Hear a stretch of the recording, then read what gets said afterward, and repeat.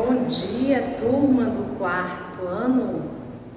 Estamos nós aqui mais uma quinta-feira para a nossa aula de História. E que bom que você está aqui presente comigo. Que bom que você está assistindo a videoaula, né? Para você aprender mais. Mas que bom que Deus te concedeu esta manhã. Mais um dia, mais uma bênção em tua vida, né? Porque nós acordarmos, nós temos a oportunidade de mais um dia, é uma dádiva. Deus nos concedeu mais esta manhã, porque Deus é o movedor de todas as coisas e é Ele o movedor de nossas vidas, verdade? É Ele que move nossa vida, nossas ações, quer o nosso bem, nos guia por caminhos totalmente corretos. Às vezes a gente aqui se desvia para o caminho que não é tão correto, mas Deus está ali, sempre nos dando aquele puxãozinho de orelha e a gente nem percebe. Mas Deus está sempre presente na nossa vida, né? Ele está ali olhando por cada um de nós. E é por esta certeza que temos que nós vamos assim iniciar a nossa manhã. Vamos agradecer a Deus? Vamos? Então reza comigo. Pai nosso que estás no céu, santificado seja o vosso nome. Venha a nós o vosso reino. Seja feita a vossa vontade, assim na terra como no céu. O pão nosso de cada dia nos dai hoje. Perdoai as nossas ofensas, assim como nós perdoamos a quem nos tem ofendido. Não nos deixeis cair em tentação, mas livrai-nos do mal. Amém. Vamos assim pedir também a proteção de Nossa Senhora. Vamos fazer nossa consagração. Ó minha Senhora, ó minha Mãe, eu me ofereço toda a vós, e em prova da minha devoção para convosco, eu vos consagro neste dia os meus olhos, os meus ouvidos, a minha boca, o meu coração, inteiramente todo o meu ser, porque assim sou vossa, ó incomparável Mãe. Guardai-me, defendei-me como filho e propriedade vossa. Amém. Então vamos juntos assim começar a nossa aula de História. Vamos lá para o nosso módulo 3, que nós já estamos encerrando esse nosso módulo. E vamos assim fazer a nossa correção, né? Daquela parte lá no final das mais atividades. Certo? Vamos aqui, ó. Primeira. Qual foi a primeira atividade econômica que permitiu a ocupação da região amazônica por colonos? Qual foi? A extração das drogas do sertão. Então, lá na primeira questão, você vai colocar a extração das drogas do sertão. A extração das drogas do sertão. Escreva sobre essa atividade. Então você coloca, ó, vamos escrever só um pouquinho. Eles, né, que eram os colonos, né, ó. Deixa eu colocar aqui os colonos. Os colonos costumavam utilizar a mão de obra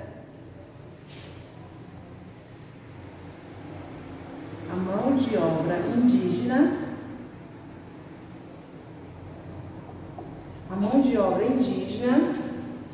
na extração desses produtos.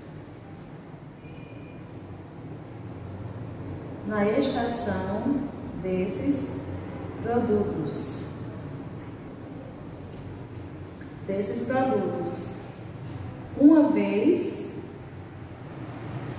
que eram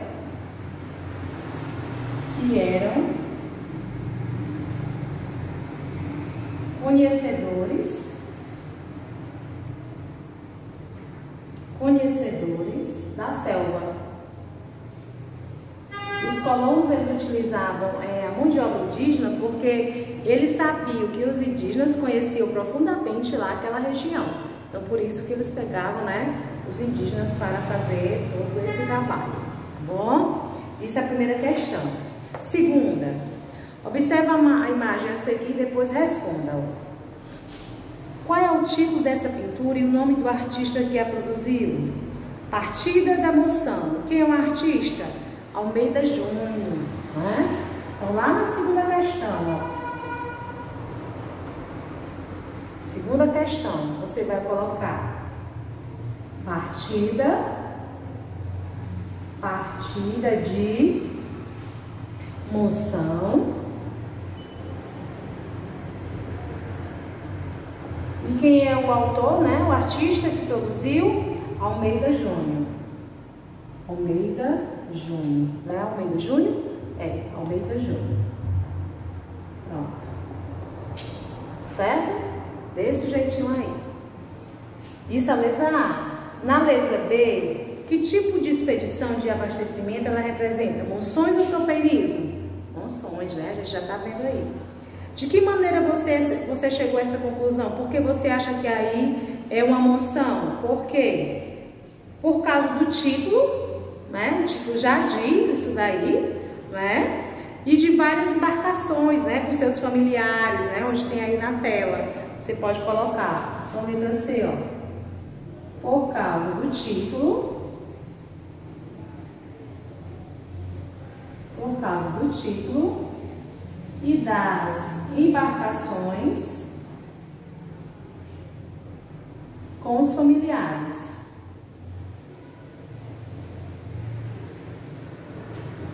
Pronto. Certo? Ó. Então, desse jeitinho aí. Tá bom? Muito bem. Vamos agora aqui para a nossa página 286. Nossa página 286, nós temos aí a terceira questão que diz o seguinte: no período colonial, diversas atividades contribuíram para aumentar a circulação de pessoas no território brasileiro. Sobre esse assunto, associe cada conceito à sua descrição correta. Então vamos aqui. Nós temos A, bandeira, B, trovas do sertão, C, tropeirismo, D, pecuária e E, círculo da borracha. Formação de tropas organizada principalmente no século XVIII para abastecer com diversas mercadorias os moradores da região das Minas. Letra C. Período entre o final do século XIX e início do XX, quando ocorreu um grande aumento na atividade de extração do látex, atraindo muitos trabalhadores para o norte do Brasil. Ciclo da borracha. Produtos extraídos principalmente da região amazônica que estimularam a ocupação da região norte do Brasil ao longo do período colonial. Trovas do sertão. Atividade de criação de gado que permitiu a ocupação de regiões no interior da colônia a partir do século XVI. Pecuária.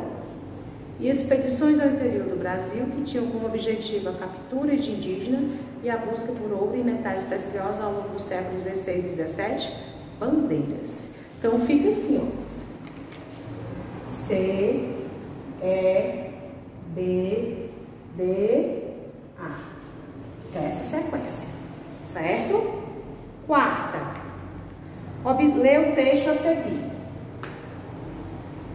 A forte migração de nordestinos para o Centro-Sul resultou de um lado do ímpeto da industrialização e de outro das drásticas secas que atingiram o Nordeste, em especial nos anos 1950.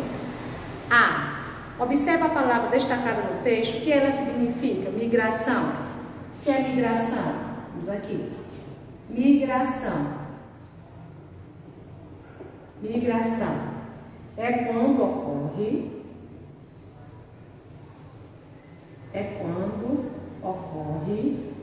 o deslocamento,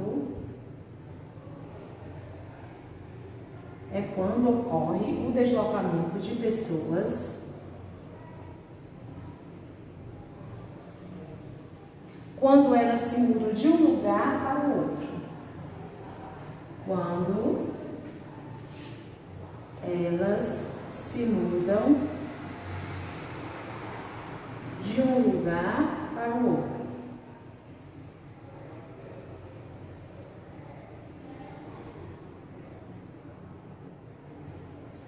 Pronto. B. De acordo com o texto, que fato incentivou muitos nordestinos a deixarem sua região? Que foi? As drásticas secas. E o que que ele se mudasse para o Centro-Sul? Porque em busca de empregos nas indústrias. Então, na letra B, você vai colocar duas respostas, certo? Vamos lá. Na letra B, ó, você vai colocar as drásticas secas. É outra resposta. Em busca de empregos nas indústrias.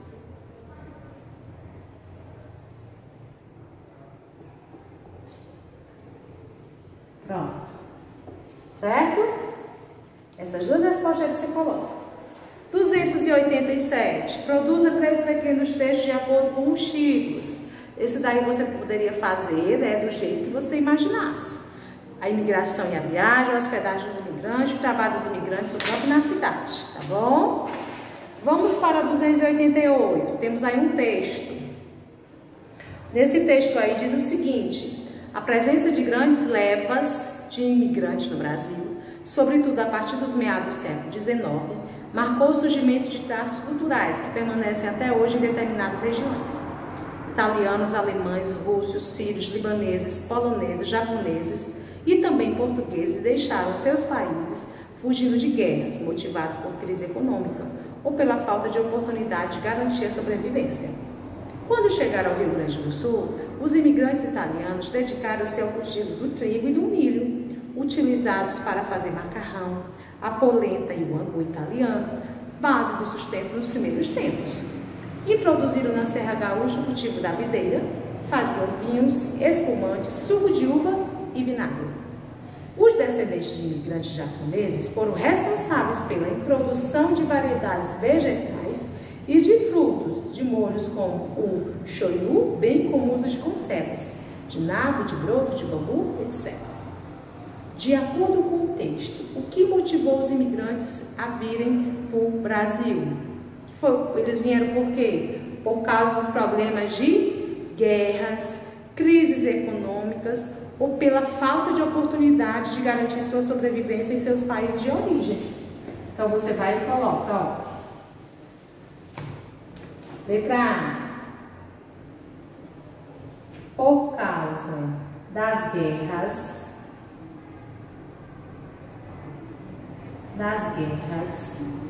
crises econômicas e por falta de oportunidade nos países que viviam. Os países de origem, fazia assim. Nos países de origem. Certo? Pronto.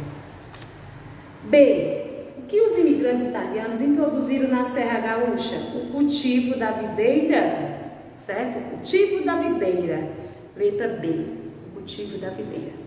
E C. Qual foi a contribuição dos descendentes de imigrantes japoneses para a culinária brasileira? Eles deram uma introdução a grande variedade de vegetais e frutos e conserva, né? Como molho, né? Então você coloca, eles deram uma grande variedade de vegetais e frutos de conservas e de molhos, certo?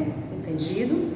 Então assim a gente encerrou o nosso módulo 3, tá bom? Nós encerramos nosso módulo 3 e agora nós vamos dar início ao nosso módulo 4. Lá na nossa página 240, onde a gente vai falar os meios de comunicação e a imprensa no Brasil. No Brasil, existem diversos tipos de meios de comunicação, como rádios, revistas e jornais. Muitos deles transmitem notícias e são importantes para informar a população sobre os acontecimentos do nosso país e do mundo, certo? Então, a gente vê aqui, ó, nessa imagem, certo? Aí se pergunta, o que as pessoas estão fazendo nessa fotografia, né? Você acha importante se informar e acompanhar as notícias? É importante para você? Por que é importante a gente acompanhar as notícias? Você costuma fazer isso?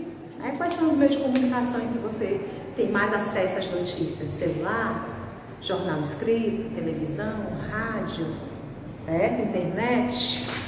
Então vamos lá. Vamos aqui falar da nossa imprensa no Brasil. Olha só. A gente tem aqui duas imagens. Duas imagens.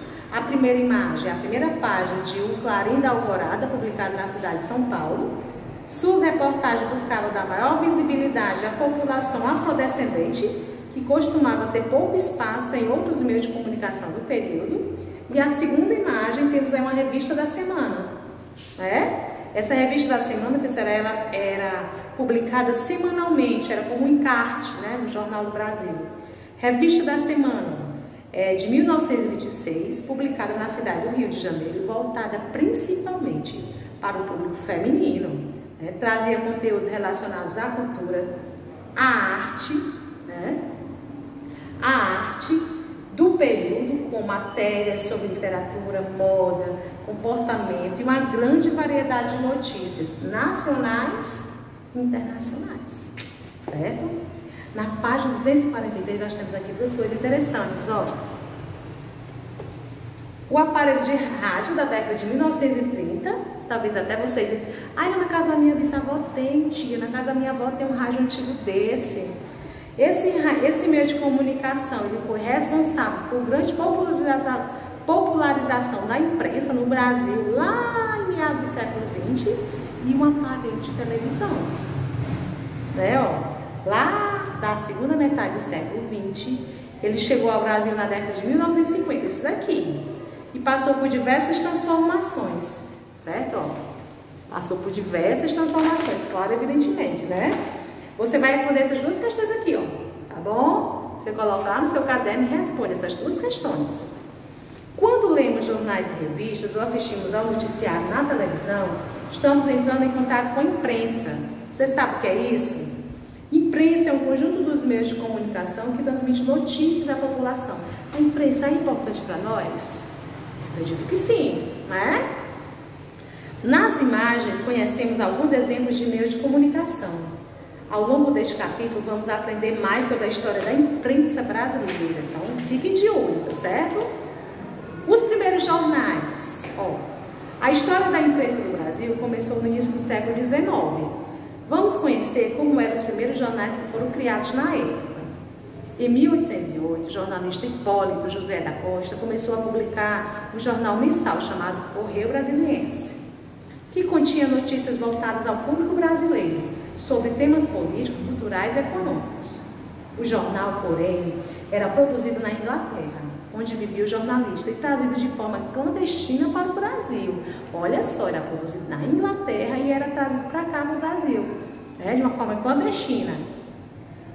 Ainda, em 1808, foi criado o jornal Gazeta do Rio de Janeiro, a primeira publicação jornalística impressa no Brasil.